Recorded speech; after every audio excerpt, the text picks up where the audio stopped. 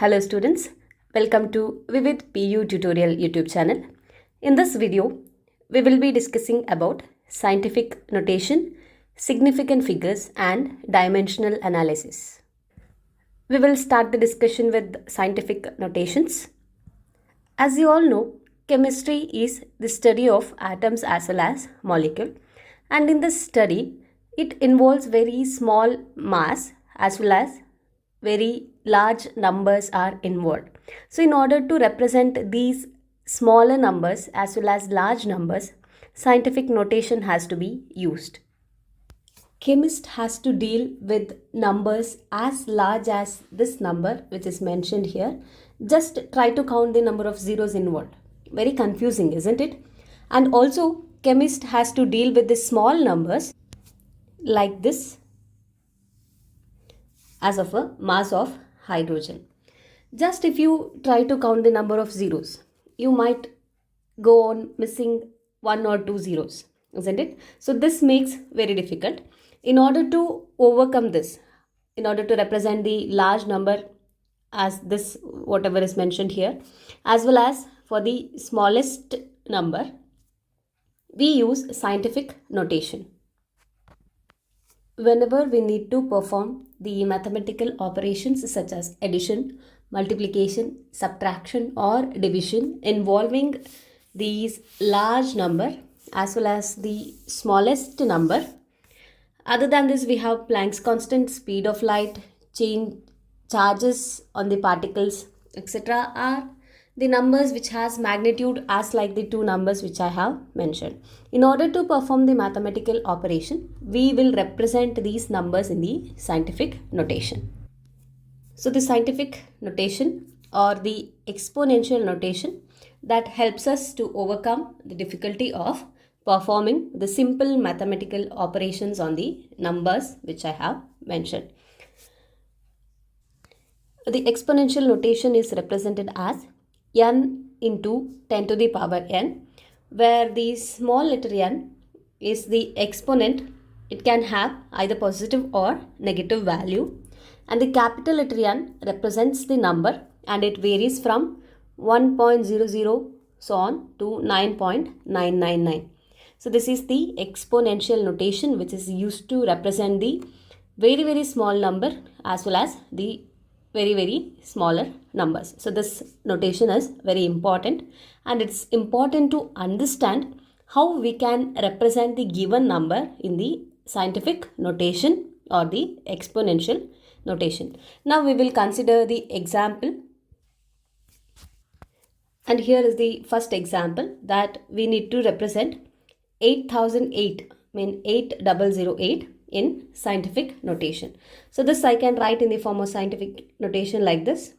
I'll write this as 8.008 into 10 to the power 3.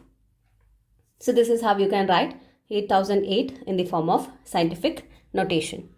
Now let me consider another example where now the number is 0.000048. So if this is a number, I'll shift the decimal point here now from this position after 4.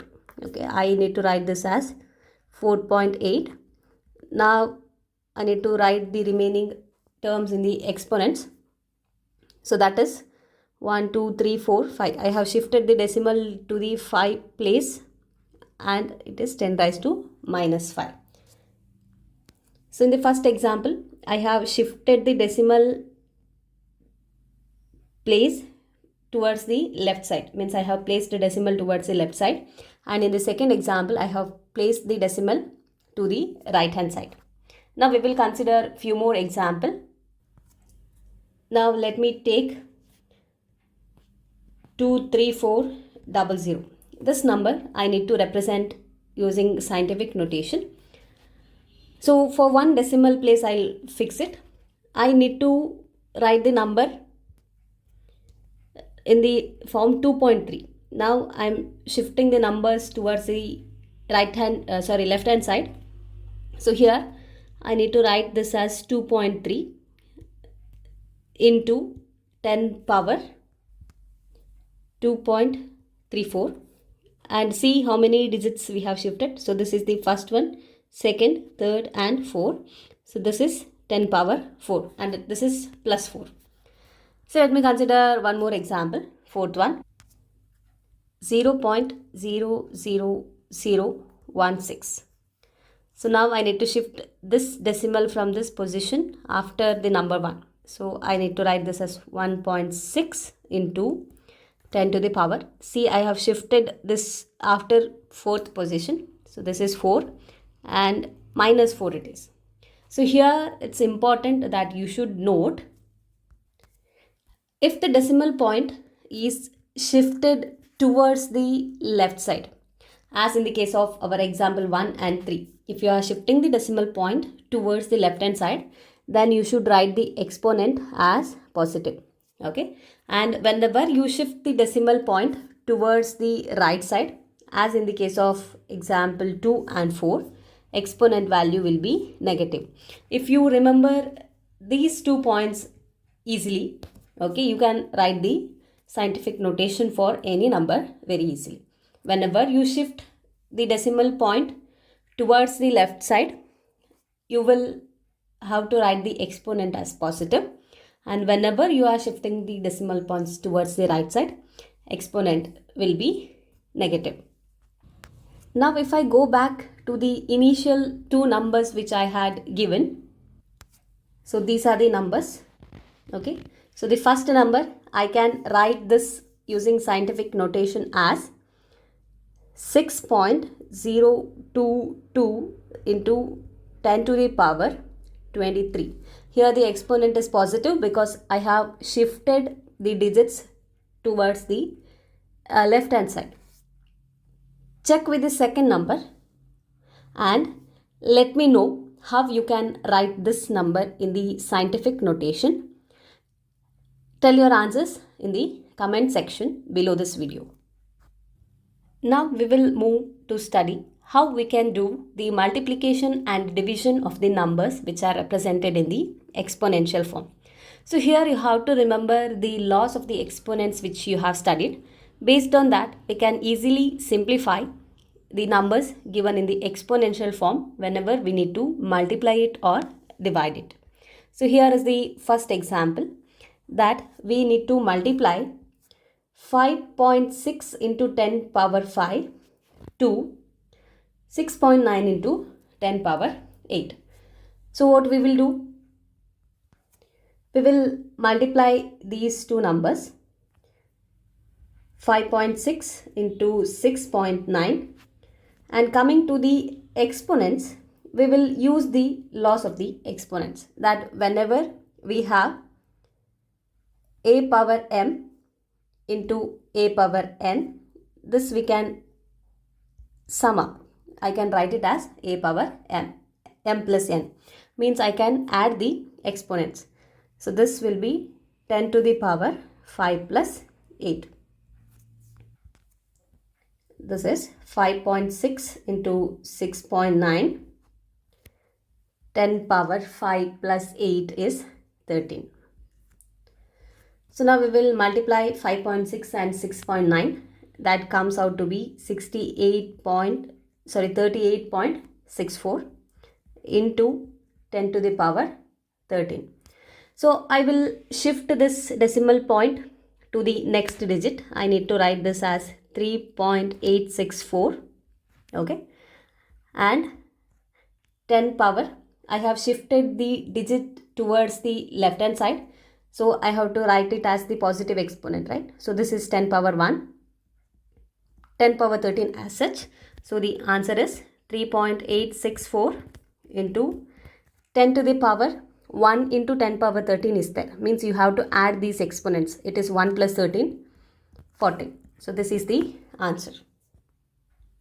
Now we will consider an example for division. Here you have to divide 2.7 into 10 to the power minus 3 divided by 5.5 into 10 raised to 4. Same as how we done in the multiplication, we will divide 2.7 by 5.5, and these exponents using the loss we will simplify it. So this is 10 power minus 3, and the one which is in the denominator will go to numerator. We have to change its sign. So this is 10 power minus 3 minus 4. Like in the loss of exponent we have a power m divided by a power n. This is written as a power m minus n. So that is what we have applied here. 2.7 divided by 5.5 into 10 raised to minus 3 minus 4, that is minus 7. So after dividing 2.7 by 5.5, we get 0.4909 into the exponent 10 raised to minus 7. Now I need to write this as 4.909. Now I have shifted the decimal towards the right hand side. So this is 10 power minus 1. One position I have shifted it into 10 power minus 7. So this is 4.909 into 10 power minus 8.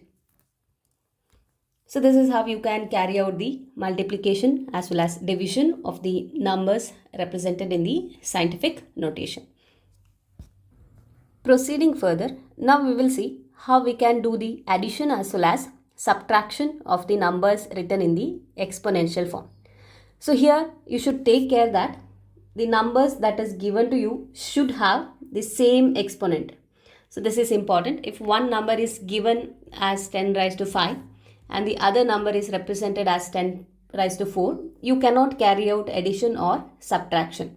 So that either you have to convert this 10 raised to 5 to 10 power 4, or the 10 power 4 has to be converted into 10 power 5.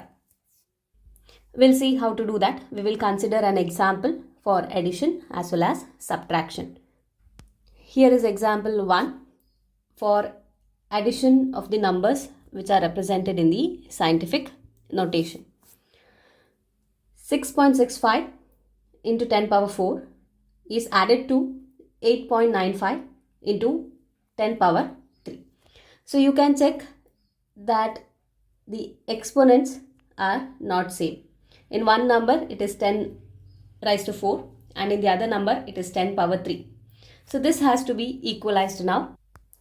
I'll make the exponent of the second number equal to the exponent of the first number. So I'll write the first number as such, 6.65 into 10 power 4. For this number, I should write it as 10 power 4. So in order to write the number as 10 power 4, what I should do? I should shift the digit which is before the decimal to the after decimal. If I write this as 0.895, then I can write the exponent as 10 power 4. So I'll write it here 0.895. Now since both the numbers has same exponent, I can add it. So we will add the numbers part as such and the exponent part will remain same. Only numericals has to be added. 6.65 plus 0.895 into 10 power 4. After adding these two numbers, we will get 7.545 into 10 power 4. So this is how we can add the numbers. Same way, subtraction of the number is done. So here is an example for subtraction. So if you check, you can see that two numbers have different exponents. Now their exponents has to be made equal. Only then we can subtract the given two numbers. Here I'll convert the second number into the same exponent as that of the first number. So first number is written as such, 2.5 into 10 power minus 2 minus 4.8 into 10 power minus 3 has to be written as with the exponent 10 raised to minus 2. So if I write this as 0.48, the exponent will become 10 power minus 2. Subtracting it from 2.5 into 10 power minus 2.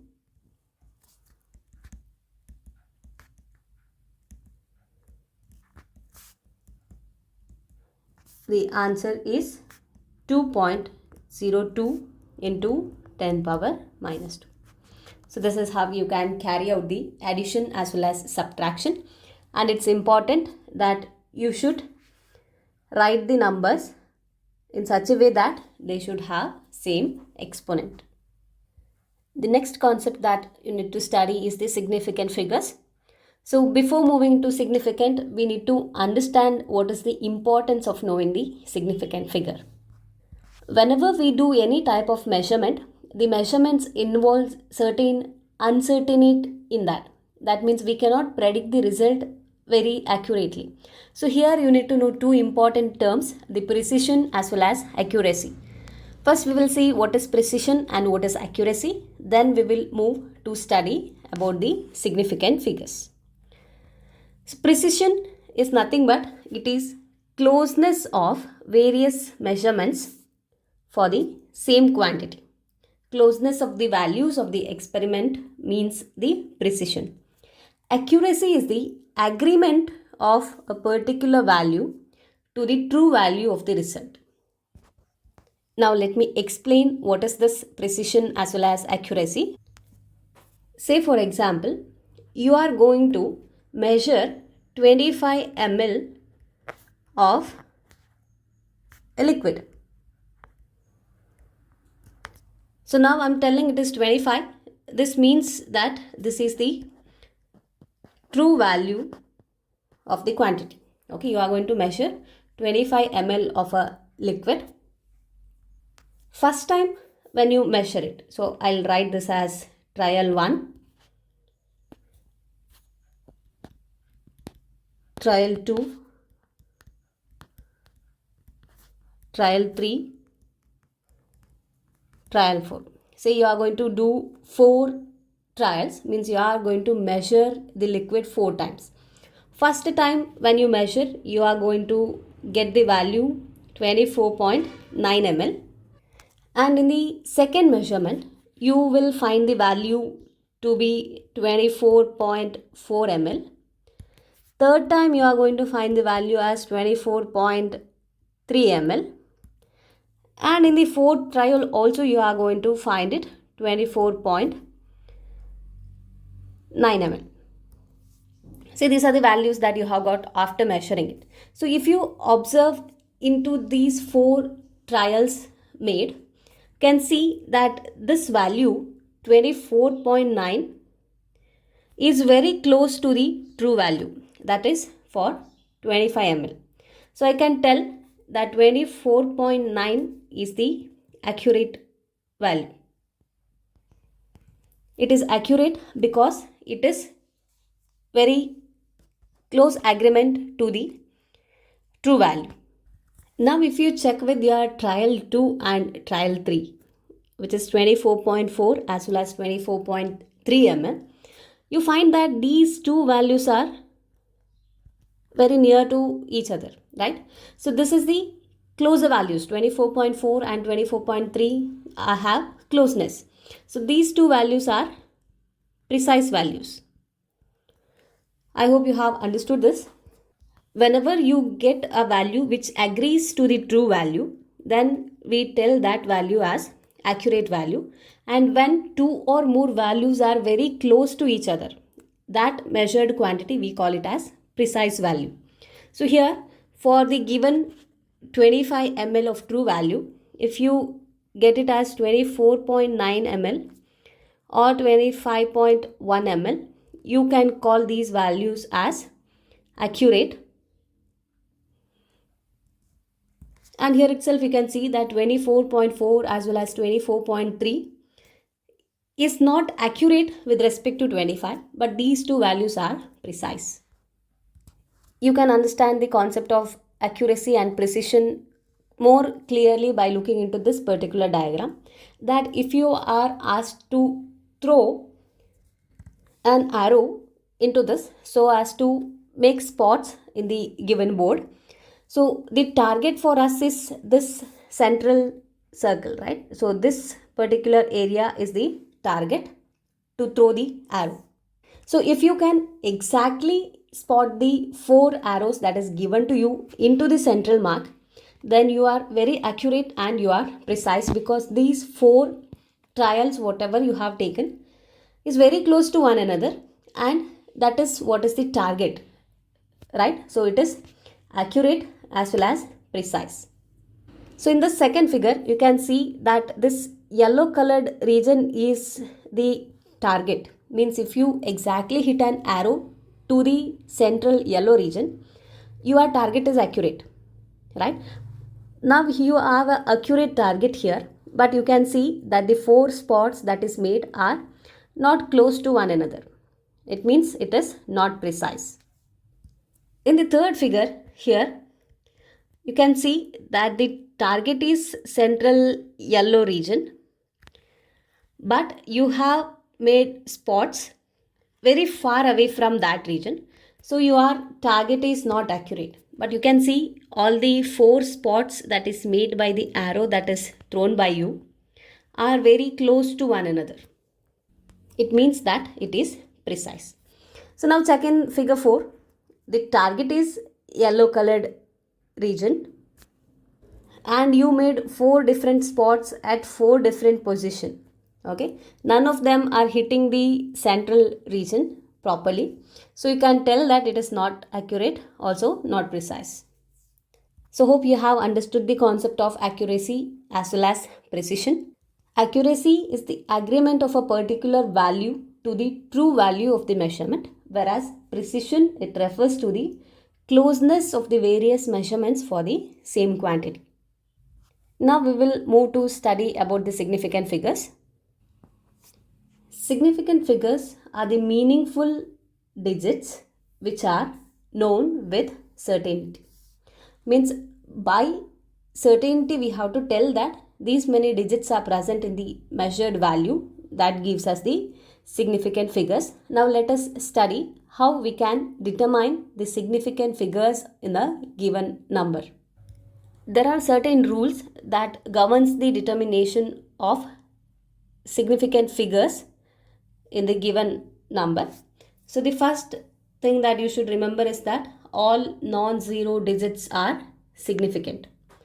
All the digits other than zeros are significant. Okay, whenever you are going to count the number of significant figures, you will count all the non-zero digits. So here we have 2 examples. One is 244 centimeter, second is 0.25 ml. Now we will count the number of significant figures in each. So I'll write the significant figures as SF. So the first example I have is 244 centimeter, and the first rule tells that all non-zero digits are significant. Means here we do not have any digits with 0. So we have 3 significant figures, 2, 4 and 4. Check with example 2, 0.25 ml. So it is told all non-zero digits are significant. We have only 2 non-zero digits. So here the significant digits are 2. Rule number 2, it tells that zeros preceding to first non-zero digit are not significant. Preceding means the previous number. Zeros which are present before the non-zero digits are not significant. See, we have 2 examples. 0.0072. The number of significance in this number is 2. And we have 0.3. Here the significant figure is only 1. So in example 1, the first non-zero digit is 7. So 0 which are there before number 7 are not significant to us. So we have only 2 significant figures in the first example. Here if you check with 0.3, 3 is the first non-zero digit, and 0 which is present before that is not significant. So we have only 1 significant figure in 0.3. Moving for the next rules. Third rule, it tells that zeros between 2 non-zero digits are significant. So we will consider the example here. First one, 5008. Now these 2 zeros are present between the non-zero digits. Okay, so these two zeros are important. So here in this number, the significant figures are 4, 5, 0, 0 and 8. So we have 4 significant figure, and even this number 2 is a non-zero digit, 5 is a non-zero digit. In between 2 and 5 we have 2 zeros. So since it is present between non-zero digits, those 2 zeros are also important. So the number of significant figures here in the second example is 4.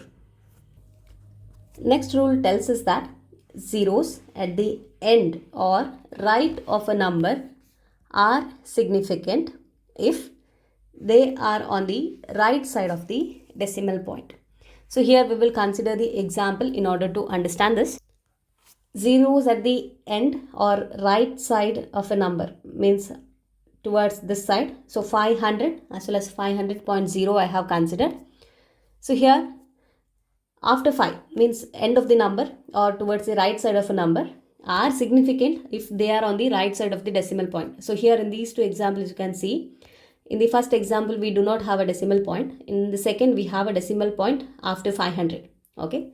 So these zeros are important but these zeros are not important. So here the significant figures is only 1, whereas in the second example the significant figures are 4 in number.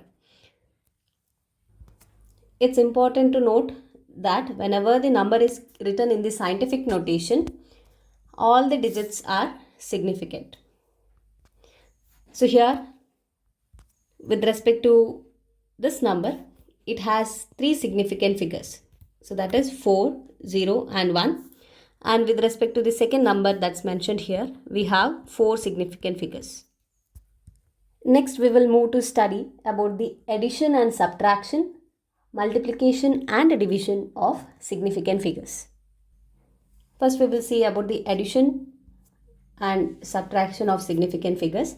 So if you are given to add 12.11, 18.0 and 1.012. After adding the 3 numbers, we are going to get 31.122.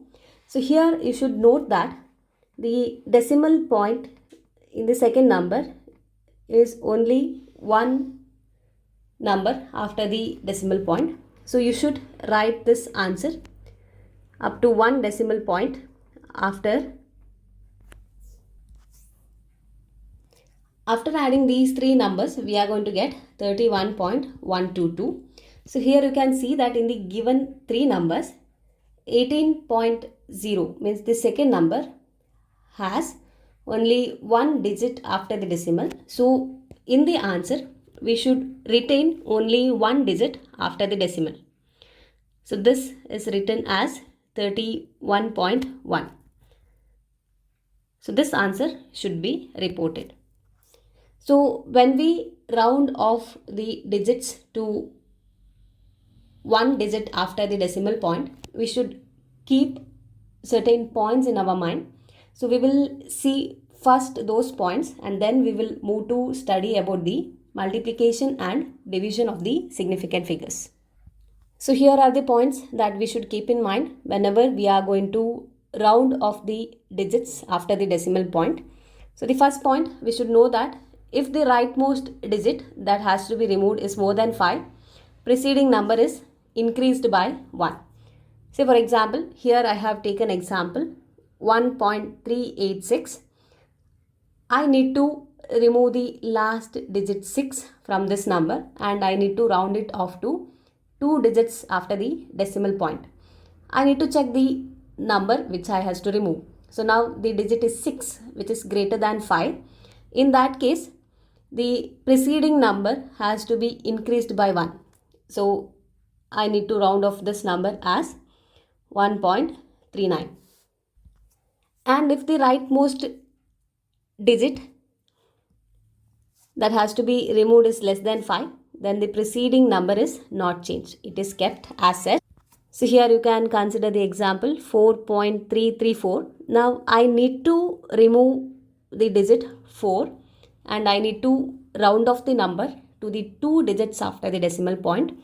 So here you can check if the number is digit is less than 5. So I need not increase or decrease the preceding digit. I need to write it just as 4.33. So these are the two cases. Now in the third case, the digit which you has to remove is 5 itself.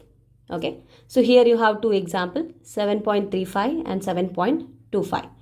You need to remove this 5 and you need to round it off to 1 decimal point. You will check its previous number. If it is odd, then you will increase the preceding number by 1. Means in this case, you will write the digit as 7.4 after rounding off. And if it is even number, if the number preceding 5 is an even number, you will retain the digit as such. So 7.25, when it is rounded off to 1 digit after decimal, it is written as 7.2. Now, keeping these 3 points in mind, we will move to study the multiplication as well as division of the significant figures. So here you need to find the multiplication of 2.5 and 1.25, and the answer comes out to be 3.125. And now to decide how many significant figures do the number should have.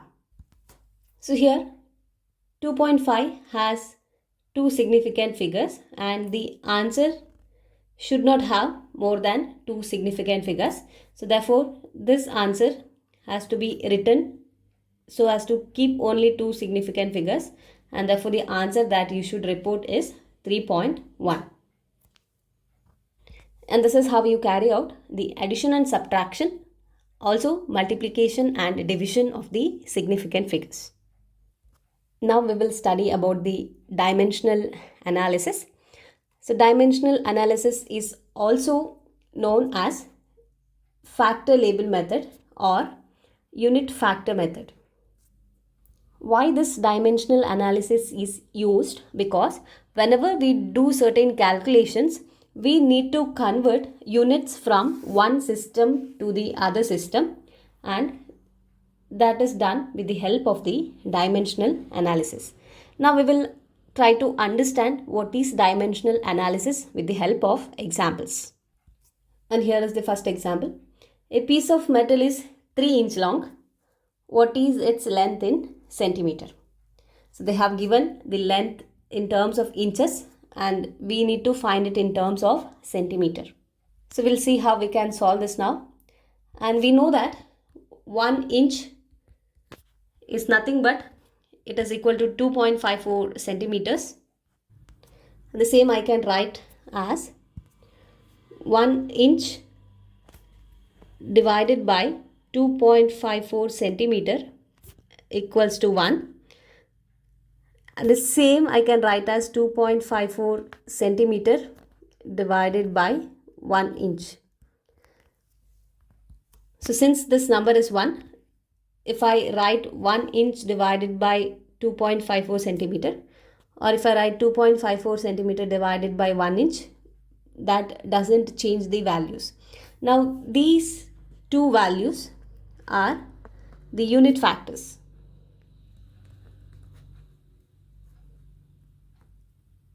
So whenever you are going to convert unit from one system to the other system, first you need to find the unit factors. Now we have found out the unit factor for the given number. Now we need to check, we are going to convert inches to centimeter. So among the unit factor, whichever unit factor contains the term that we need to find, right? We need to find the length in centimeter.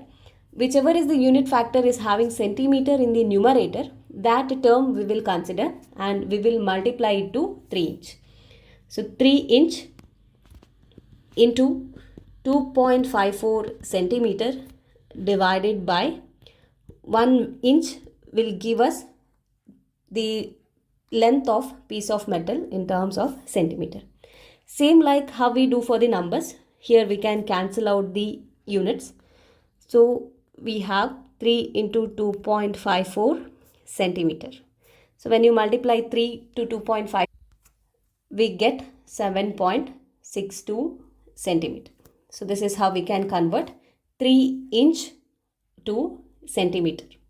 So first of all, we need to know that 1 inch is 2.54 centimeter.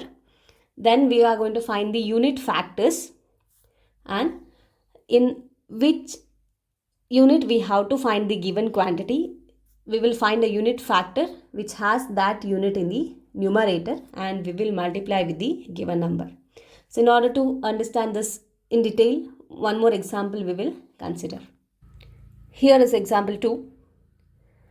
How many seconds are there in 2 days? So we need to convert 2 days to seconds. And here we know that 1 day is equal to 24 hours, or I can write this as 1 day divided by 24 hour is equal to 1. It is same as writing 24 hour divided by 1 day. Now these two are the unit factors. Now this has to be converted into minutes, and also we know that 1 hour